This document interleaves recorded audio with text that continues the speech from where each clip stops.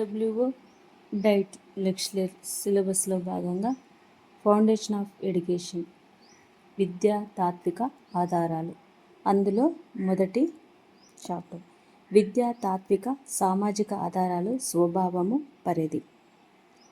విద్య మానవుడిలో అంతర్గతంగా ఉండే నిగూఢమైన శక్తులను వెలికి తీసేదైతే తత్వశాస్త్రము దానికి కావలసిన మార్గము, గమ్యము సూచిస్తుంది. విద్యా తత్వశాస్త్రము విద్యా సాధనకు కావలసిన మార్గాలు నిర్దేశిస్తుంది. John Dewey democracy and education అనే పుస్తకంలో మొట్టమొదటిసారిగా విద్యా తత్వశాస్త్రాన్ని విశ్లేషించాడు. ఈ గ్రంథము విద్యా తత్వశాస్త్ర గ్రంథాలలో ప్రాముఖ్యమైనదిగా పేర్కొనవచ్చు. తర్వాత అనేక మంది విద్యావేత్తలు ఈ విషయాన్ని బాగా అధ్యయనం చేశారు. విద్యా తత్వశాస్త్రము విద్యా గమ్యాలను, బోధనా పద్ధతులను, ఉద్దేశాలను, విద్యకు సంబంధించిన వివిధ ప్రక్రియల గురించి తెలియజేస్తుంది. విద్యా తత్వశాస్త్రము పిల్లవానికి మనసత్వమును, అతనిలోని నిగూఢ శక్తుల గురించి స్పష్టంగా తెలియజేస్తుంది. విద్యా బోధనలో పిల్లవాడి గురించి తెలుసుకోవడము, అతని అంతర్గత శక్తుల గురించి విశ్లేషణ ఉపాధ్యాయులకు అవసరమవుతుంది. ప్రతి పిల్లవాడిలో కొన్ని మానసిక ప్రక్రియలు జరుగుతూ ఉంటాయి. ముఖ్యంగా పరిశీలించడము, విశ్లేషించడము, గుర్తించడము, పోల్చడము, ప్రశ్నించడము, సంబంధాన్ని ఏర్పరచడము, వినియోగించడము, విశ్లేషించి సంశ్లేషించడము, వర్గీకరించడము, వర్ణించడము, సాధారణీకరించడము, అంచనా వేయడము, భేదాలు తెలపడము, వాటి సరియైన అవగాహన, వినియోగము ప్రతి ఉపాధ్యాయుడికి అవసరము. విద్యా తత్వశాస్త్ర పరిజ్ఞానము ఇందుకు ఎంతగానో దోహద అవుతుంది. పిల్లల అవగాహన చేసుకుని బోధనా ప్రక్రియను సరిగా నిర్వర్తించడంలో ఉపాధ్యాయుడికి తత్వశాస్త్ర పరిజ్ఞానం దోహదపడుతుంది. కాబట్టి విద్యా తత్వశాస్త్రం పైన, తత్వశాస్త్ర విద్య పైన ప్రభావము చూపుతుంది, మానవ ప్రగతికి దారితీస్తుంది. పిల్లవాడు ఎవరు, అతను ఎలాంటి వాతావరణాన్ని ఇష్టపడతాడు, వివిధ బోధనా పద్ధతులలో పరిజ్ఞానం ఏమిటి, వివిధ విషయ బోధనలో రీతులను, ఉపగణములు ఏంటి, మూల్యాంకన పద్ధతులు ఎట్లా ఉండాలి అనే అంశాలు పరిజ్ఞానము ప్రతి ఉపాధ్యాయుడికి అవసరమే. విద్యా తత్వశాస్త్రము ఈ రంగాలలో ఎంతగానో ఉపయోగపడుతుంది.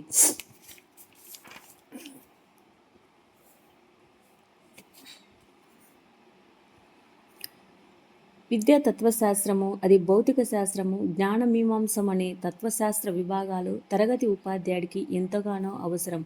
వాటిలో మౌలిక అంశాల అవగాహనతో మెరుగైన బోధనలు చేయగలుగుతాడు. ఏదైనా ఒక దేశపు విద్యా విధానం గురించి తెలుసుకోవాలంటే అక్కడి రాజకీయ తత్వము, సాంఘిక శక్తుల గురించి తెలుసుకోవాల్సి ఉంటుంది. ఒక దేశంలో అమలులో రాజకీయ తత్వము ఆ దేశపు విద్యా విధానాన్ని నిర్దేశిస్తుంది. ఉదాహరణకు కమ్యూనిస్టు దేశాలను తీసుకుంటే చాలా వరకు కమ్యూనిస్టు ఉద్దేశాలైన ఆర్థిక సమానత్వము, సమసమాజము, సోషలిజము విద్యపై ఎన్నలేని ప్రభావాన్ని చూపుతాయి. ప్రజాస్వామ్య దేశాలలో విద్యా విధానం లౌకిక తత్వం ఆధారంగా అందరికీ సమాన అవకాశాలు కల్పిస్తూ, లింగ వివక్ష లేకుండా ప్రభుత్వమే బాధ్యత వహిస్తూ విద్యను అందజేస్తుంది. సార్వత్రిక ప్రాథమిక విద్యకు పెద్ద పీఠం వేయవలసి ఉంటుంది. నచ్చజెప్పే పద్ధతుల ద్వారా అందరికీ విద్యను అందించవలసి ఉంటుంది. ఇతరులను ఒప్పించడము, బలవంతం లేకుండా విద్యను అందించడం అనేది ముఖ్యాంశము అవుతుంది.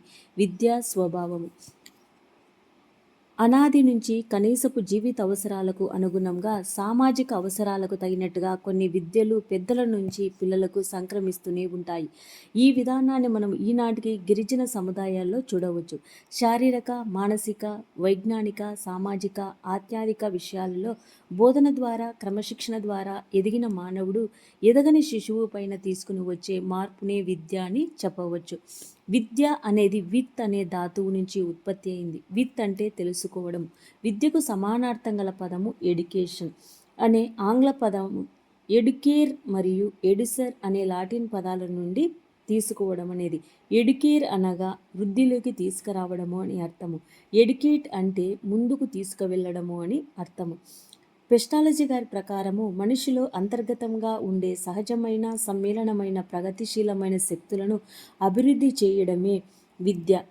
ఇంకొక సందర్భంగా విద్య మనిషి యొక్క సహజ జాతి ప్రవర్తనను మానవ ప్రవర్తనగా పరివర్తనం చేస్తుందని ఆయన అన్నారు. మహాత్మా గాంధీ శరీరంలో, మనసులో, ఆత్మలో నిక్షిప్తమైన అత్యున్నత శక్తులను బయటికి తీయడమే విద్య అని నిర్వచించారు. రూసో మానవుడు జన్మించినప్పటి నుంచి మనిషిగా తయారయ్యే వరకు ఇంద్రియాలు, మేధో, హృదయము ఒకదానితో ఒకటి ప్రదర్శించే చర్యలను స్థిరపరిచే విద్య అని అభిప్రాయపడ్డారు.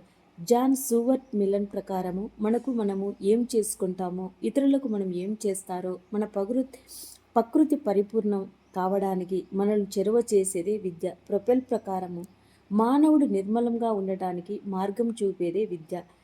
రెడన్ ప్రకారము బోధన క్రమ శిక్షణ ద్వారా మనిషిలోని భౌతిక శక్తి, మానసిక శక్తి, సౌందర్య శక్తి, సాంఘిక శక్తి, ఆధ్యాత్మిక శక్తులను సమ్మేళనం చేసి అభివృద్ధి పరిచే విద్య.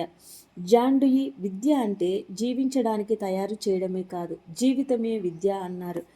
తత్వశాస్త్ర స్వభావం, కుతూహలము, ఆశ్చర్యాలు దర్శనశాస్త్రం ఉత్పత్తికి మూలనమే ప్లేటో ప్రభావము. కుతూహలము, ఆశ్చర్యాలు జ్ఞానతృష్ణకు మానవుని పురుగొలుపుతాయి. డికార్టిన్ తత్వశాస్త్రానికి సంచయ మూలమని తెలిపాడు. సంచయము మానవుడి ఆధార సత్యాన్ని తెలుసుకోవడానికి ప్రోత్సహిస్తుంది. అశాంతి, నిరాశ తత్వశాస్త్రానికి మూలమని బౌద్ధుల అభిప్రాయము. తత్వశాస్త్రము పరిచయము.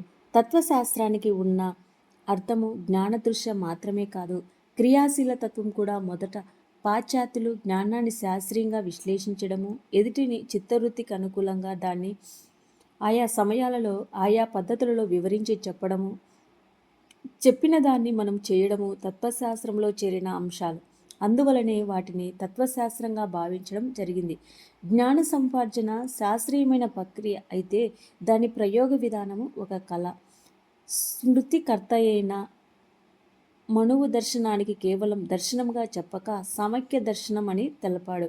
సమైక్య దర్శనం అంటే సంపూర్ణము, సముచితమైన జ్ఞానము అని అర్థము. దీని ఆచార్య కౌటిల్యుడు జ్యోతి అన్నాడు, అంటే దీపము లేదా ప్రకాశము అని అర్థము. రహస్యాలైన విషయాన్ని చూడడానికి, వీక్షించడానికి దర్శనము జ్యోతిలాగా తోడ్పడుతుందని వీరి భావన. ప్రపంచంలో ఉన్న జీవరాశులన్నిటికంటే మానవుడు చాలా విశిష్టమైన వాడు. మనస్సు, ఆత్మ అనేది మానవుడికున్న వరము. మనసు యథార్థాన్ని గ్రహించి పరిసరాలను అదుపులో పెట్టడానికి ప్రయత్నిస్తుంది. దీనితోనే అనాది నుంచి మానవుడు తనదైన మేధో సంపత్తిలో స్వీయ అత్యధికతను ప్రకటించుకుంటూనే ఉన్నాడు. పుట్టినది మొదలుగా తన చుట్టూ ఉన్న ప్రపంచాన్ని అర్థం చేసుకుని తనకు అనుకూలమైన వ్యవస్థను నిర్మించుకుంటూ ఎదురయ్యే సమస్యలను ఎప్పటికప్పుడు పరిష్కరించుకుంటూ జీవనయాత్ర కొనసాగిస్తున్నాడు. ఈ ప్రయాణంలో ఒక వైపు మానవ సమాజంతోనూ, మరోవైపు జీవాత్మ విషయంతోనూ తనకున్న సంబంధాన్ని గురించి విత్కరించుకుంటూ ఉన్నాడు. ఈ విధంగా అతడు కొనసాగిస్తున్న అన్వేషణ ద్వారా తెలియవచ్చిన అంశాలన్నిటినీ తత్వశాస్త్రం అని చెప్పవచ్చు.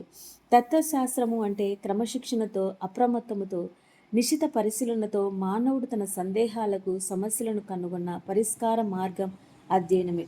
జాన్ డ్యూయి ప్రకారము తత్వశాస్త్రము అంటే వ్యక్తి ప్రవర్తనపైన, జీవితంపై ప్రభావాన్ని చూపే విజ్ఞానం గురించి తెలియజేస్తుంది. తత్వశాస్త్రానికి సమానము ఆంగ్ల పదము ఫిలాసఫీ. ఇది ఫిలోసోఫియా అనే రెండు గ్రీకు పదాల కలయిక. ఫిలో అంటే ప్రీతి, సోఫీ అంటే జ్ఞానము. ఫిలాసఫీ అంటే జ్ఞానం మీద ప్రీతి. ఒక రకంగా జ్ఞానము జిజ్ఞాస కలిగి ఉండటమే తత్వము. ప్లేటో ప్రకారము తత్వశాస్త్రం అంటే జ్ఞానాభిరుచి, అభ్యసన పట్ల జిజ్ఞాస, ఉన్న జ్ఞానంతో ఎప్పుడూ తృప్తి చెంది నిరంతరము అన్వేషించేది. డాక్టర్ సర్వేపల్లి రాధాకృష్ణ గారు సత్యాన్వేషణ, సత్యం అనే దాని యొక్క యథార్థ స్వరూపాన్ని తార్కికంగా పరిశీలించి తెలుసుకునేదే తత్వశాస్త్రము అన్నారు. భారతీయుల కోణంలో తత్వశాస్త్ర పదం అర్థాన్ని బట్టి చూస్తే తత్ అంటే దాన్ని, అది, త్వం అంటే నీవు, మానవుడు గురించి, తన చుట్టూ ఉన్న విశ్వాన్ని గురించి తెలుసుకోవడం అనే అర్థము. తత్వం అనే పదానికి రహస్యము అనే అర్థం కూడా ఉంది.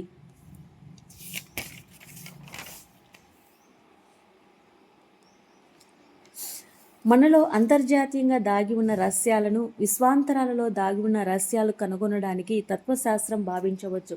తత్వశాస్త్రాన్ని భారతీయ దర్శన శాస్త్రం అని కూడా అంటారు. దర్శనం అనే పదము దృష్ అనే సంస్కృత ధాతువు నుండి వచ్చింది. దృష్ అంటే చూడటము అని అర్థము. దేనినైనా చూడటము, నిశితంగా పరిశీలించడము, ప్రత్యక్షంగా అనుభవాన్ని, అనుభూతిని పొందడము అని అర్థము. నేరుగా సత్యము అనుభవాన్ని, అనుభూతిని పొందడమే దర్శనము. ప్రాచీన భారతీయులు తన ప్రజ్ఞతో సత్యాన్ని దర్శించారు. ఇలా నేరుగా సత్యాన్ని చూసి ఋషులను ద్రష్టము అని అంటారు. మార్గదర్శక్ అనే భారతీయ దర్శనము నేటికి అందుబాటులో ఉంది. భారతదేశంలో షడ్ దర్శనాలు ఎంతో ప్రాకీర్తి పొందాయి. షడ్ దర్శనాలకు ఆధారము వేదాలు. వేద సూత్రాలను బదరాయుడును 4 అధ్యయనాలలో 550 సూత్రాలను, బ్రహ్మసూత్రాలను సామాన్య మానవులకు అందించడానికి రూపొందించారు. వీటిని బద రామాయణ సూత్రాలు అని కూడా అంటారు. భారతీయ తత్వశాస్త్రాల సంక్షిప్త చిత్రపటము. ఇక్కడ భారతీయ సందర్శన నాస్తికవాదము అంటే వేద ఆధారితం కానివి, ఆస్తికవాదము వేదాల ఆధారంగా. నాస్తికవాదంలో మనకు చార్వక దర్శనము అంటే చార్వకులు, జైన దర్శనము వర్ధమాన మహావీరుడు, బౌద్ధ దర్శనము బుద్ధుడు. ఆస్తికవాదంలో వచ్చేసరికి పరోక్ష వేదాల ఆధారంగాను, ప్రత్యక్ష వేదాల ఆధారంగాను. ఇక్కడ పరోక్ష వేదాల ఆధారంగా తీసుకుంటే సంఖ్యా దర్శనము కపిల మహాముని, యోగ దర్శనము పతాంజలి మహాముని, న్యాయ దర్శనము గౌతమ్ మహాముని, వైశేషిక దర్శనము కన్నద మహర్షి. ప్రత్యక్ష వేదాల ఆధారంగా తీసుకుంటే కర్మకాండ, జ్ఞానకాండ. కర్మకాండంలో మీమాంస దర్శనము జైమిని మహాముని. ఇక్కడ జ్ఞానకాండంలో తీసుకుంటే అద్వైత్వము శంకరాచార్యులు, విశిష్ట దైవత్వము రామాంజనాచార్యులు, ద్వైత్వము మహాద్వాచార్యులు, శుద్ధ దైత్వము వల్లభాచార్యులు, దైత్వము నిబర్గచార్యులు అనేటువంటి అంశాలు అనేటువంటివి మనకు ఉన్నాయి. ఇక్కడ తత్వశాస్త్రము అనుకున్నది జరిగినప్పుడు, అనుభవాలను అతీతముగా సంఘటనలు జరిగినప్పుడు ఎందుకు జరిగిందనే అంశాన్ని పరిశీలిస్తుంది. ఇది ఒక ప్రజ్ఞావంతమైన శాస్త్రము. ఆలోచన స్వరూపాన్ని విశ్లేషిస్తుంది, భాషా తత్వాన్ని వివరిస్తుంది. వివిధ శాస్త్రాల ఫలితాలను సమీకరణమే తత్వశాస్త్ర లక్ష్యము. తత్వశాస్త్రము మానవ మత విశ్వాస సాంస్కృతిక అనుభవాలు వాటి ఫలితాలను కూడా వాటి జతపరిచి మొత్తాన్ని సమగ్రంగా విశ్లేషిస్తుంది. తత్వశాస్త్ర నిర్వచనాలు. తత్వశాస్త్రాన్ని అనేక విధాలుగా నిర్వచించారు. అందులో కొన్ని ముఖ్యమైనవి. మేధో ప్రక్రియ తత్వము లెవిన్సన్. కేవలము నిష్ణాతులైన మేధావులే అర్థం చేసుకునేదే తత్వం కాదు, విద్యావంతులైన సాధారణ మానవుల్లో ఆసక్తిని కలగజేసే తత్వము రసెల్. మానవుడు అనుభవించే అత్యంత కష్టాంతరమైన సమస్యలు క్రమబద్ధమైన విశ్లేషణే తత్వము అండర్సన్. మానవ సమస్యలకు తత్వ పరిష్కారం కాదు, మానవుడు తన సమస్యలను తాత్విక ప్రక్రియ ద్వారా పరిష్కరించే పద్ధతులను ఆవిష్కరించే తత్వము జాన్ డ్యూయీ. దినచర్యే తత్వము సోక్రటీస్. జీవితాన్ని సమగ్రంగా నిలకడముగా చూడగలిగేదే తత్వము. తద్వారా జీవితంపై ఒక సమగ్ర దృష్టిని, వ్యక్తిగత సంతృప్తిని అందించేదే తత్వము సోఫికిల్స్. విజ్ఞాన శాస్త్రాలకే విజ్ఞాన శాస్త్రంగా పరిగణించేదే తత్వము బుబేకర్. జీవితంపై ఒక అవగాహన ఇచ్చేది, ఒక అభిప్రాయాన్ని ఏర్పరిచేదే తత్వం కిల్పాట్రిక్. వైజ్ఞానిక జ్ఞానతత్వము జీవితంపై ఒక దృక్పథాన్ని ఏర్పరిచేది, దిశ నిర్ధారణ చేసేది, జీవితాన్ని క్రమబద్ధీకరించేటట్టు చేయగలిగేది తత్వం డాక్టర్ సర్వేపల్లి రాధాకృష్ణ. సత్యాన్వేషణ తత్వము డాక్టర్ ఎస్ రాధాకృష్ణ. నిత్య జీవిత అనుభవాలు సమస్యల పట్ల స్పందనల ద్వారా ఆవిర్భవించే తత్వము హిరియాన. వైజ్ఞానికంగాను విమర్శనాత్మకంగా తెలుసుకునేదే తత్వము ఇమ్మోనియల్ కాంట్. ప్రాపంచిక విషయాలను, మానవుడు తనలోని అంతర్యాలను, అనంతమైన వాస్తవాలను, సత్యాలను నిరంతరము శ్రమ లేకుండా సముపార్జించే ప్రక్రియ తత్వము ఆర్డబ్ల్యూ సెల్లర్. ఏ సమాజంలోనైనా సౌఖ్యంగా ఉండగలిగే సామర్థ్యాన్ని ఇచ్చేదే తత్వము ఆర్టిస్టిఫస్. అన్ని కళలకు మాతృమూర్తి అయిన మేధస్సుకు సరియైన ఔషధమే తత్వము సిసెరో. విజ్ఞాన పిపాసతో ప్రతి జ్ఞానాన్ని సంపాదించే జిజ్ఞాస కలిగి సంపాదించే జ్ఞానంతో తృప్తి పొందగలిగేవాడే తత్వము, అతను సాధించేదే తత్వం ప్లాటో. అనేక విజ్ఞాన సమన్వయము లేదా విజ్ఞాన తత్వశాస్త్రము హర్బర్ట్ స్పెన్సర్. విజ్ఞాన శాస్త్ర విజ్ఞానమే తత్వశాస్త్రము ఆగస్ట్ కోర్ట్. అనేక విజ్ఞాన శాస్త్రాల సంయోగ తత్వమే పాల్సన్. వైజ్ఞానిక శాస్త్రాలకు చెందిన ఆధారాలను, సిద్ధాంతాలను తార్కికంగా అధ్యయనం చేసే శాస్త్రమే తత్వశాస్త్రము బెర్ట్రాండ్ రస్సెల్స్. వైజ్ఞానిక వాక్యము లేదా భాష తార్కికంగా వ్యాఖ్యానించడమే దర్శనము వింట్ జెన్సన్. శ్వాస తత్వాలు లేదా వస్తువులకు చెందిన యథార్థ రూపాన్ని తెలియజేయడమే తత్వశాస్త్రం ప్లేటో. వాస్తవాల తాత్విక దర్శనమే దర్శనం అరిస్టాటిల్. పరమతత్వం యథార్థ రూపాన్ని పరీక్షించేదే దర్శనం ఇమాన్యుయల్ కాంట్. జ్ఞానానికి సంబంధించి విజ్ఞానాన్ని సమీక్షించేదే దర్శన ఇమాన్యుయల్ కాంట్. యథార్థానికి సంబంధించి స్వరూప సంబంధిత తార్కిక జ్ఞానమే తత్వశాస్త్రం సర్వేపల్లి రాధాకృష్ణ. వీటితో తత్వం అనేది జ్ఞానానికి చెందినదిగాను, వాస్తవాల గురించి లోతుగా విశ్లేషించేదిగాను, మీమాంసం సంబంధాలను తెలిపేదిగా అనిపిస్తుంది. సర్వేపల్లి రాధాకృష్ణ గారు చెప్పిన విషయాన్ని గమనిస్తే వారి నిర్వచనలో అటు పాశ్చాత్య ధోరణి, ఇటు భారతీయ ఆత్మారిక కూడా కనిపిస్తుంది. దీని ప్రకారము తత్వం విజ్ఞానానికి సంబంధించినది, తత్వం పరమతత్వానికి చెందినది, తత్వం జ్ఞానం యొక్క మీమాంసం తెలిపేది. తత్వశాస్త్రము ఏ విషయం గురించి అయినా లోతుగా విశ్లేషించి మనకు కనిపించని ఎన్నో విషయాల మార్గం చూపేదిగా కనిపిస్తుంది. కనిపించేది భౌతికమైతే దాన్ని నడిపించేది మార్గం చూపేది తత్వశాస్త్రము.